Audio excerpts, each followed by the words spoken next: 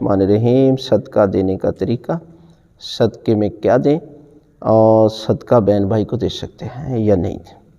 تو یہ یاد رکھیں، کوئی بھی چیز انسان جب اللہ کی رضا کی خاطر، اللہ کی مخلوق پر یا اللہ کے عظیم ترین مشن پر جب پیسہ، جان، مال، کوئی چیز بھی، حتیٰ کہ کسی کو خوش ہو کر ملنا بھی، یہ بھی صدقہ ہے، کرتا ہے تو یہ صدقہ ہے۔ صدقے کی پھر قسمیں ہیں، ایک صدقہ جاریہ ہے، ایک صرف صدقہ ہے۔ جاریہ وہ ہوتا ہے کہ مثلا کسی کے لیے پانی کا بندوبست کر دیا، یا کوئی درسگاہ بنا دی، یا مسجد بنا دی، یا کوئی ایسا کام کر دیا جس سے ہمیشہ کے لیے وہ جو ہے وہ ثواب ملتا رہے گا، اس کو صدقہ جاریہ کہا جاتا ہے۔ اور کسی کو کھانا کھلانا۔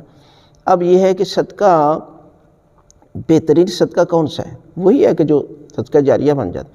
اسی میں سے انسان جو ہے وہ کسی کے لیے راشن کا بندوبست کر دیتا ہے، یا کسی کو چھوٹا سا کاروبار بنا کے دیتا ہے جس کے ذریعے سے وہ اپنے گھر کو چلاتا ہے، تو یہ بہترین صدقہ ہے۔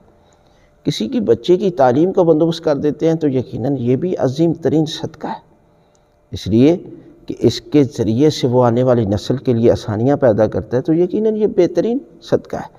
اور صدقے میں کیا دینا چاہیے، یہی جو میں نے آپ کو بتا دیا۔ اور صدقہ اپنی فیملی سے شروع کرنا چاہیے، اس لیے کہ اگر بہن بھائی حقدار ہیں اور آپ ان کے لیے آسانیاں پیدا کرنا چاہتے ہیں تو یہ صدقے کا دگنا اجر ملے گا۔ ایک صدقے کا ثواب، ایک صلہ رحمی کا۔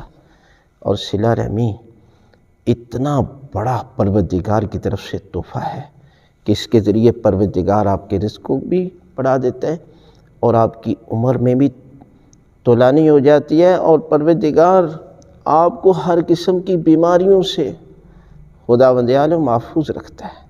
لہذا آپ اس طریقے کے ساتھ جو ہے وہ اگر صدقہ دیتے ہیں تو یقیناً یہ صدقہ آپ کے لیے بلائیں ٹال دے گا، آپ کے روزی میں، رزق میں برکت عطا کرے گا، اور یہی صدقہ قیامت کے روز آپ کو جنت کی طرف لے کر جائے گا۔